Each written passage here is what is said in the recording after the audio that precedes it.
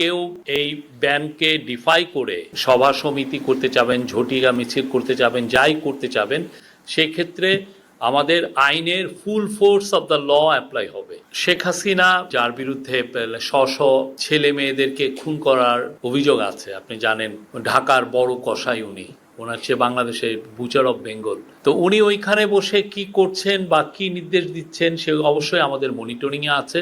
কেউ যদি আওয়ামী লীগের অ্যাক্টিভিটিস ব্যান্ড বাংলাদেশে, এটা সরকার আদেশে এটা ব্যান্ড হয়েছে, এবং আওয়ামী লীগের অ্যাক্টিভিটিসের উপরে ইভেন আইসিটিও তারা তাদের প্রসিকিউশনে ট্রায়ালে আওয়ামী লীগের এই অভিযোগগুলো খতিয়ে দেখা হচ্ছে। তো যারা কেউ এই ব্যানকে ডিফাই করে সভা সমিতি করতে চাবেন, ঝটিকা মিছিল করতে চাবেন, যাই করতে চাবেন, সেক্ষেত্রে আমাদের আইনের full force of the law apply হবে, কঠিনভাবে অ্যাপ্লাই হবে আইনের, এখানে কোনো ব্যত্যয় হবে না।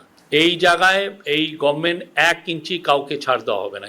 কেউ যদি এটাকে উদ্বুদ্ধ হয়ে একজন খুনি ফ্যাসিস্ট লিডারের দ্বারা উদ্বুদ্ধ হয়ে কেউ যদি ঝটিকা মিছিল করেন, তাকে আইনের আওতায় আনা হবে, এবং এই ব্যাপারে আমাদের আইন শৃঙ্খলা বাহিনীকে খুব ভালোভাবে নির্দেশনা দেওয়া হয়েছে।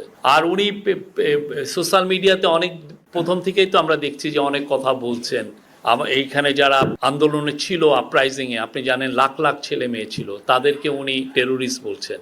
তো তার বিষয়ে আমাদের চিফ অ্যাডভাইজার যখন ইন্ডিয়ান প্রাইম মিনিস্টারের সাথে কথা বলেছিলেন, সেই বিষয়টা উঠেছিল। এখনও দেখছি যে এই বিষয়ে আসছে। তো আমাদের এখন তো ট্রায়াল হচ্ছে, ভার্ডিক্ট হোক, তো ভার্ডিক্টের পরে এই বিষয়ে আমরা আবার ইন্ডিয়ার সাথে এই বিষয়ে আমাদের ফরেন মিনিস্ট্রি আবার এই বিষয়টা তুলবে। হ্যাঁ, আর শেখ হাসিনার কি ধরনের ক্রাইম করেছেন এটা স্পষ্ট দলিল আছে ইউএনের রিপোর্টে। আমি সবাইকে অনুরোধ করব আপনারা এটা পড়বেন।